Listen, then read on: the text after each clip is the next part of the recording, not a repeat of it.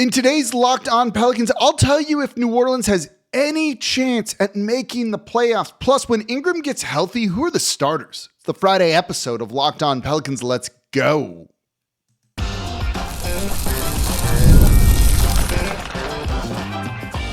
You are Locked On Pelicans, your daily New Orleans Pelicans podcast, part of the Locked On Podcast Network, your team every day.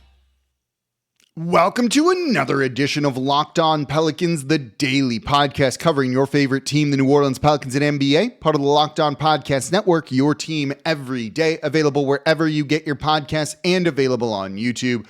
I'm your host, Pelicans Insider, credential member of the media, Jake Madison, at NOLA Jake on Twitter. Here with y'all on this Friday, a game day for your New Orleans Pelicans as they take on the Utah Jazz. Hi, David, tonight and on Monday as well, a little baseball series here.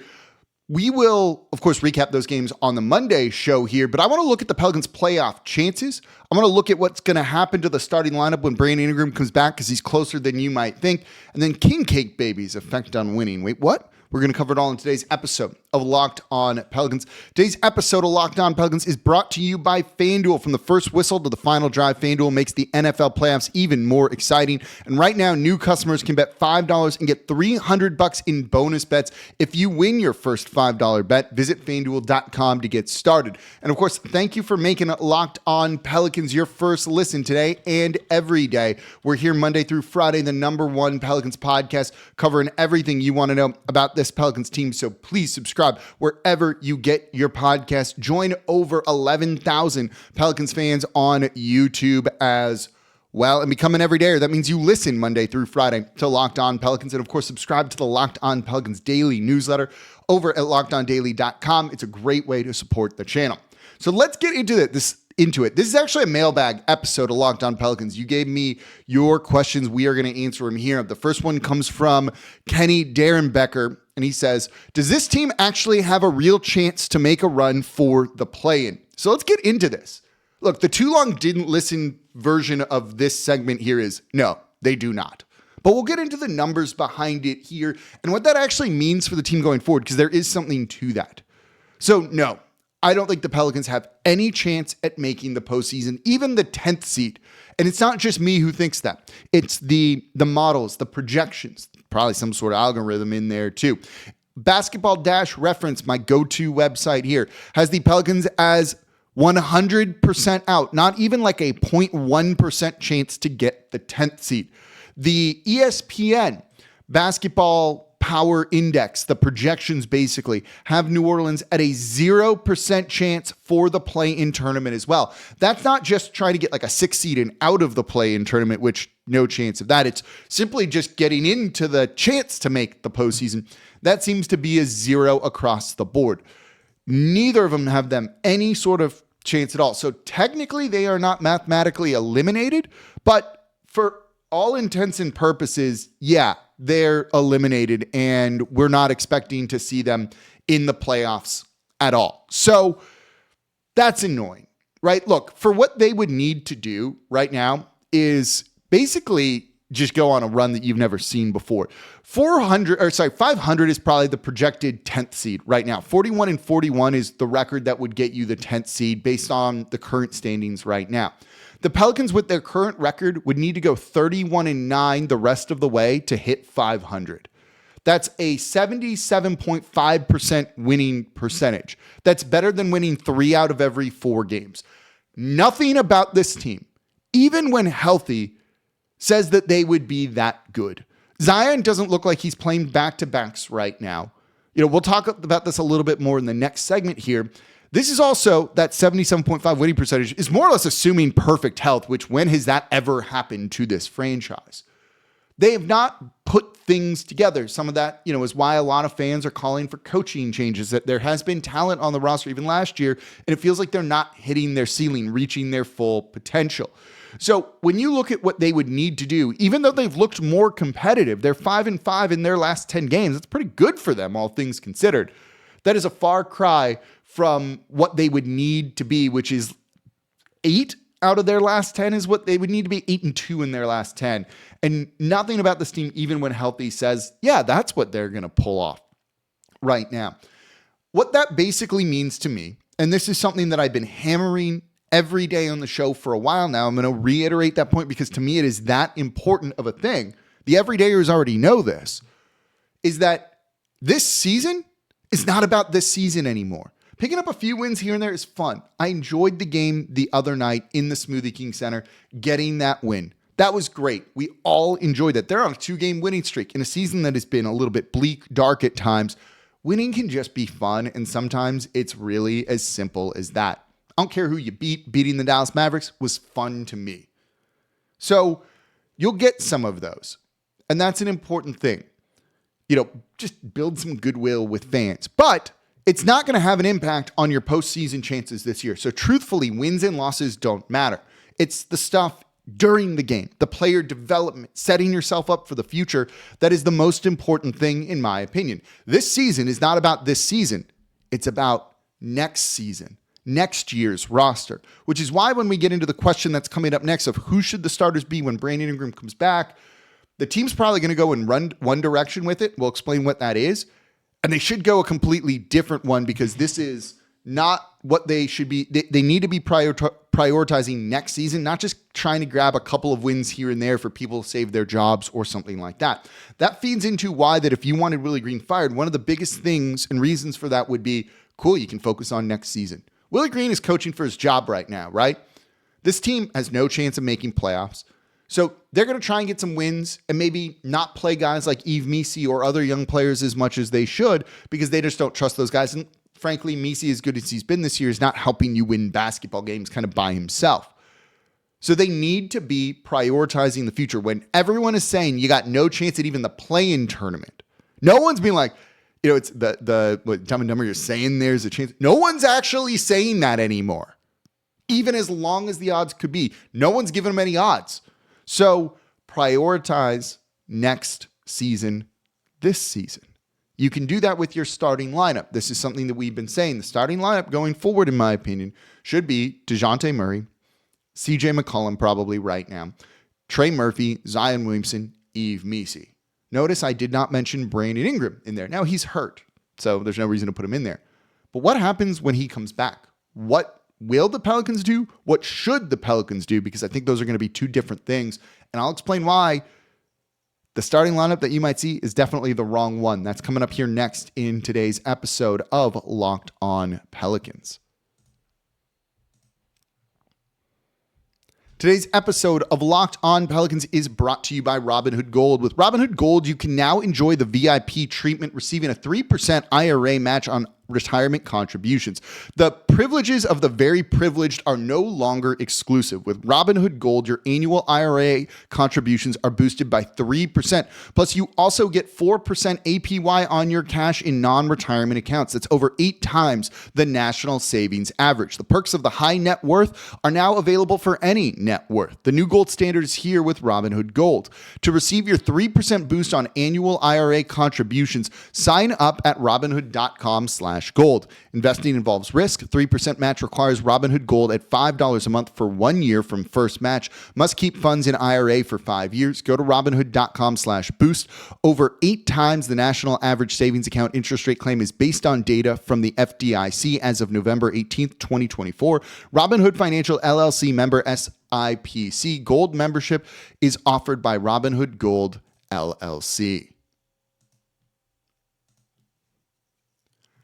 And of course, thank you for making Locked On Pelicans your first listen today and every day. We're here Monday through Friday, the #1 Pelicans podcast, covering everything you want to know about this Pelicans team. So please subscribe wherever you get your podcasts. Join over 11,000 Pelicans fans on YouTube as well. And become an everydayer. That means you listen Monday through Friday to Locked On Pelicans. And if you're an everydayer, let me know in the comments down below. And now your favorite podcast has a newsletter. We've got the Locked On Pelicans daily newsletter, one stop for ultimate team and league coverage delivered right to your inbox. Not just Pelicans. We have some really great national writers too that are covering the league as a whole, giving you insight that you definitely want to find out, that kind of basketball minutia. It's a great way to stay up on current trends with the NBA. So sign up for free now at LockedOnDaily.com. That's LockedOnDaily.com, and start your day with the all new free Locked On Pelicans newsletter. All right. So let's get into the starting lineup when Brandon Ingram comes back. He was there at warmups in the game on Wednesday, and he looked good. He was running. He went through a full warm-up. He's very close to returning from that ankle injury. So when he comes back, it's Brandon Ingram. He's going to start, right? Well, he shouldn't start. We just kind of went over why in the last segment. Look, they're either going to trade him or probably let him expire and maybe facilitate a sign and trade to a new team this offseason. With Trey Murphy's extension kicking in, they can't really even re-sign him at his current salary for next season. He's gone. It's essentially that is what it seems like. Unless they find a way to completely dump CJ McCollum's salary, then you could sign BI for $33, $36 million, something like that. So if he's not part of the future, you can't make the playoffs this year, don't start him. I'm not saying don't play Brandon Ingram, but don't start him. But look, it's Brandon Ingram. This is a former All-Star. He's a very good player. They still would like to win some games too, even if that's a little misguided. So he's likely going to start. So what does that mean? It bumps someone out of the starting lineup. So if you look at it this way, Zion is for sure starting, in my opinion. DeJounte Murray is definitely going to be starting.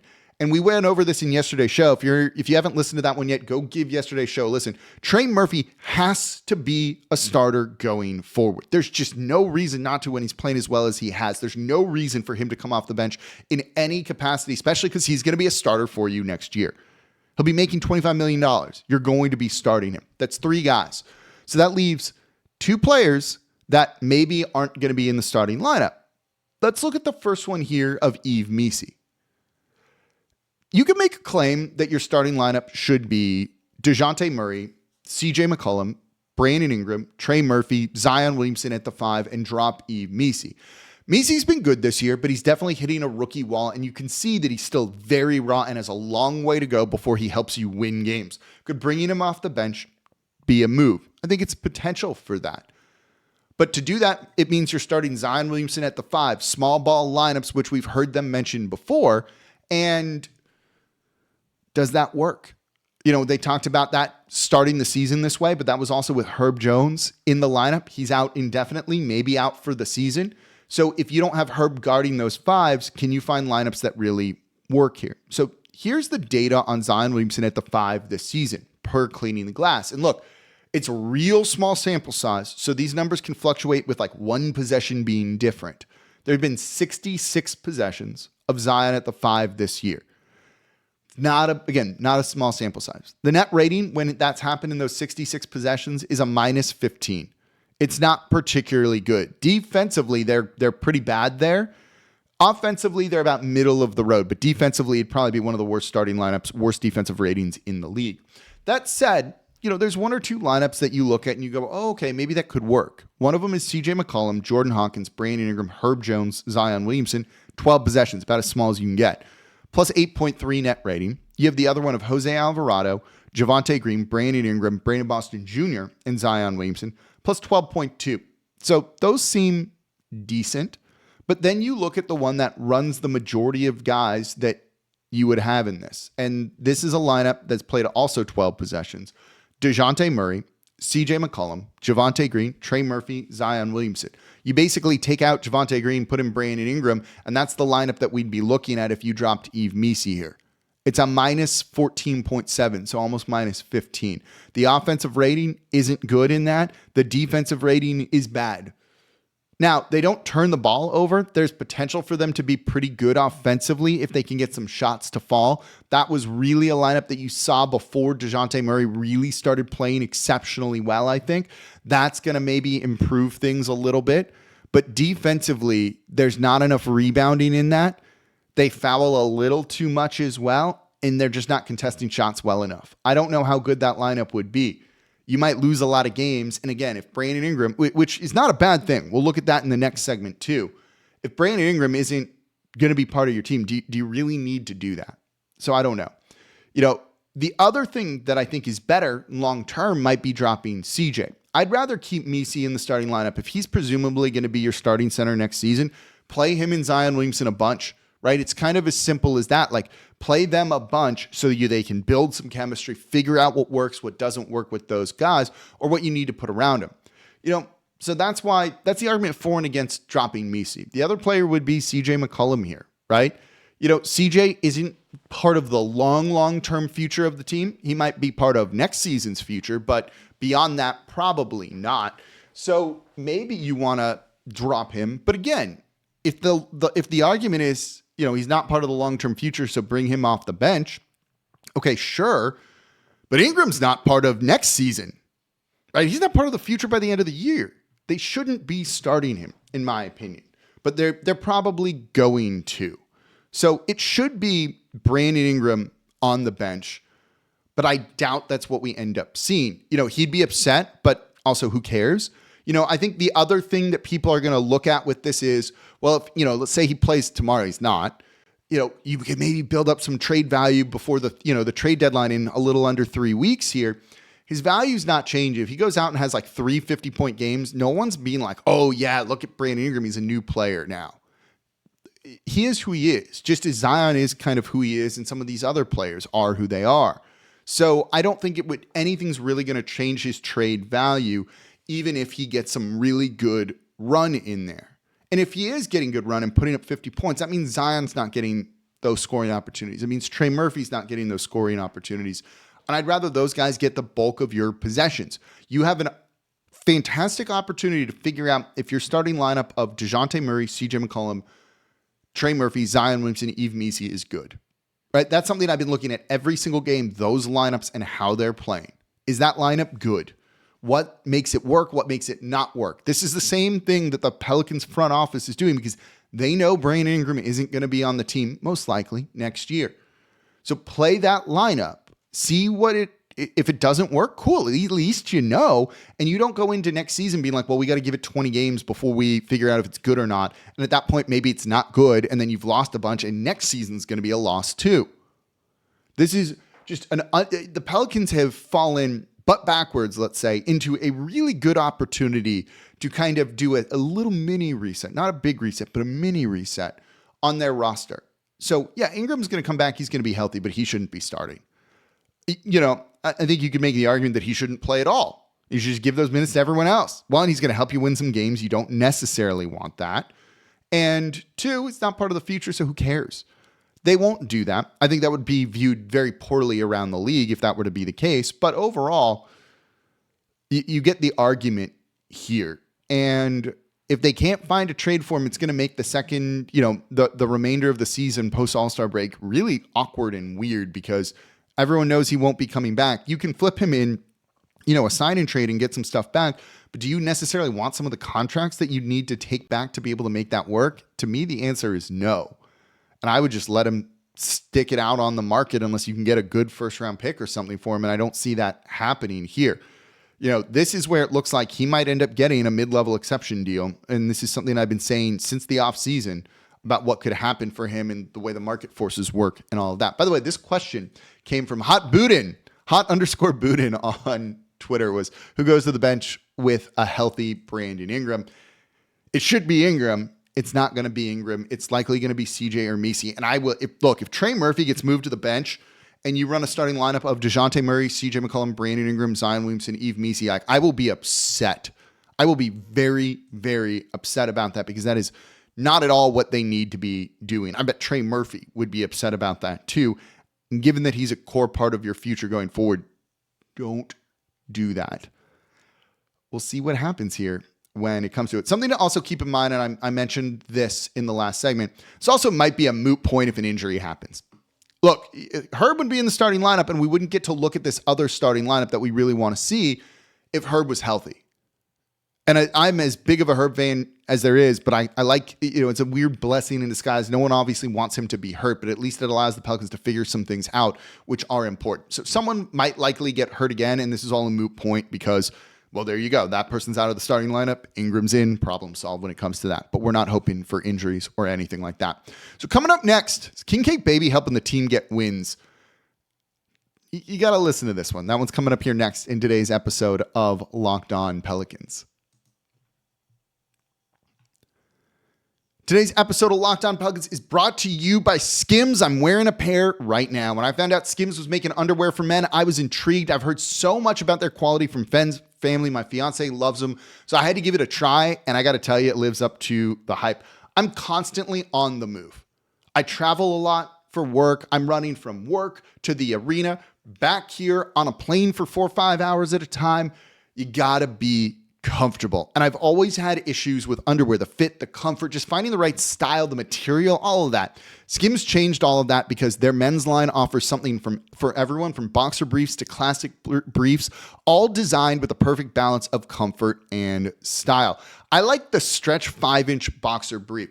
I like working out. I go to the gym. I got to keep a pair that is good for that, but also from running to meetings and back and forth.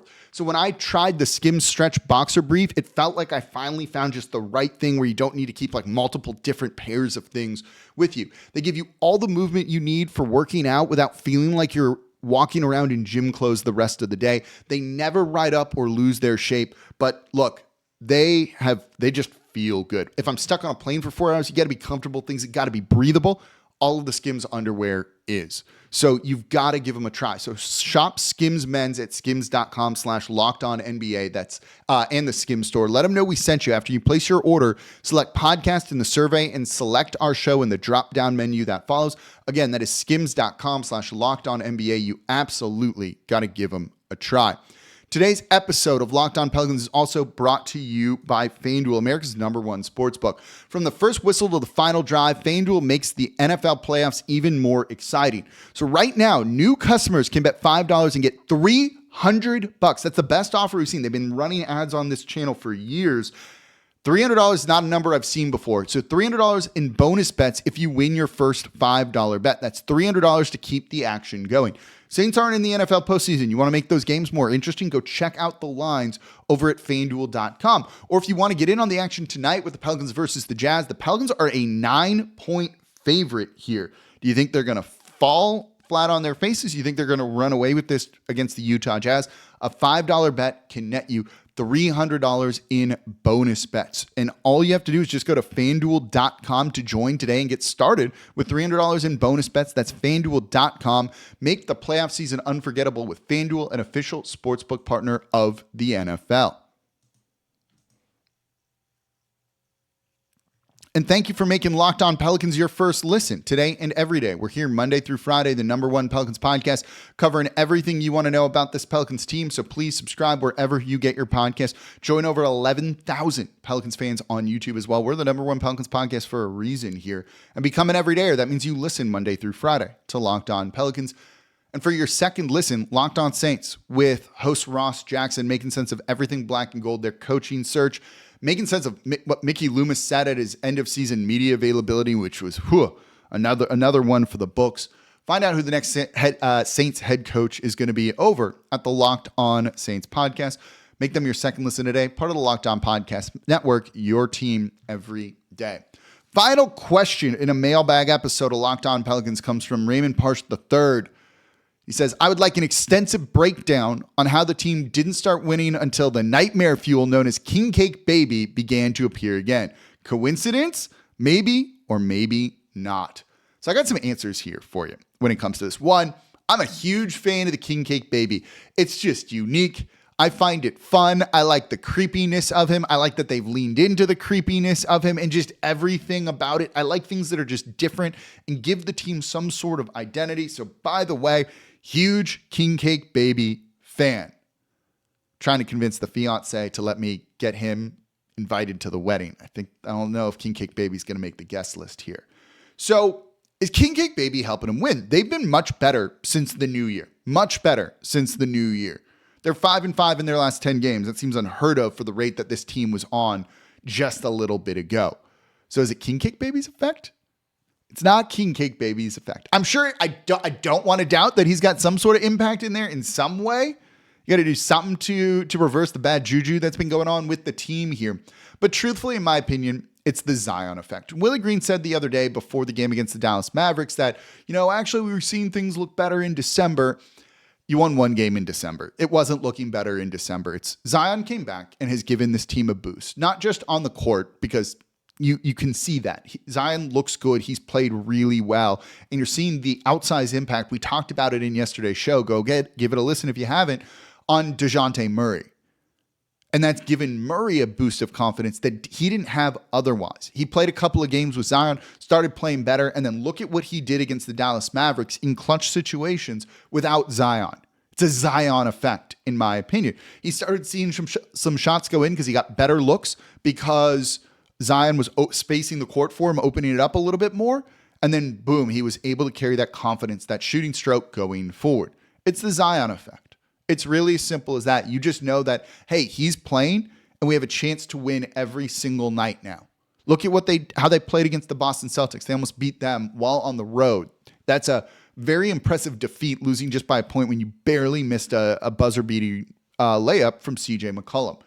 That's the Zion effect of things. There's just this sense of confidence of we can go out and do it. I would assume it's pretty similar to like Pat Mahomes on the Kansas City Chiefs. I'm not the biggest NFL guy, but with like a dude like that, you just feel like you can win every game. We can make some mistakes. He can go and help us and he can fix it. That kind of thing. There's just a confidence that inspires when you got a dude like that. Zion, when he's healthy, is that level of a dude.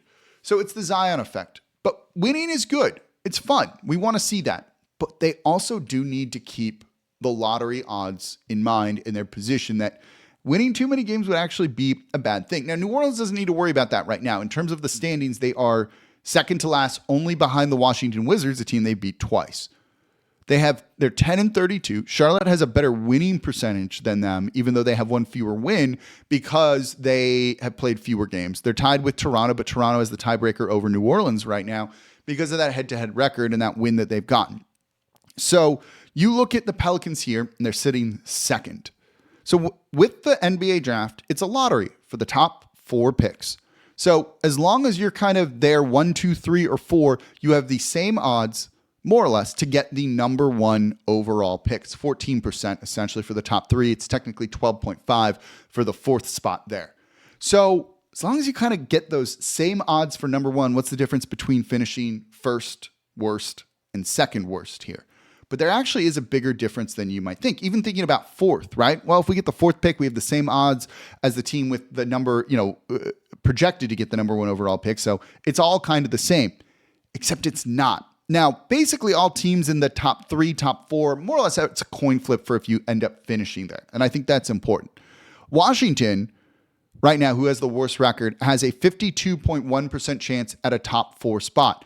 It's a coin flip for the worst record. That doesn't feel great, does it? The thing to keep in mind with winning some of these extra games is not that it would necessarily give you worse odds for the top overall pick, because again, 1, 2, 3 all have the same odds for that. It's you can fall down further. It's a lottery for the top 4 spots, only the top 4 spots, and say craziness happens and the teams with the 4 worst record, the 4 best records in the lottery, so the 11th, 12th, 13th, and 14th kind of slotted teams, all have tremendous lottery luck and they all jump up into the top 4. That means that a team like the Washington Wizards, who was picking 1, now drops to 5. That means that a team like the Toronto Raptors would drop to 8 should that happen. There's a big difference in this draft between 4 and 8, in my opinion. The goal is to get a top 5 pick, really, in my opinion, a top 4 pick. Having the worst record means you can't drop any further than 5, so it guarantees you that top 5 pick. You can drop max of 4 spots. In this draft, I think there could be a difference between picking 5 and 6 or 4th and 5th. So losing games is still an important thing. So while maybe Zion's having this really good effect and maybe King Cake Baby's having an effect in there too, you've got to keep in mind that you don't want to win too many games. This stretch against these 2 games against the Utah Jazz is really interesting from a lottery perspective. Utah Jazz right now are slotted 5th. New Orleans is slotted 2nd, but they're separated by they have the same amount of wins, 10 each. The Jazz just have a better winning percentage because they've played fewer games, so they have 3 fewer losses. If you win both of these against Utah and all of a sudden you have 12 wins, you're now looking at the 5th or 6th spot in the lottery versus the 2nd. That's a pretty significant swing, in my opinion. I'm not saying go out and lose, but tanking should at least be on the minds of New Orleans. And that's why if they start winning games because they're running Brandon Ingram in the starting lineup, that doesn't help you for the future and even sabotages your future a little bit and some of what's going on this season.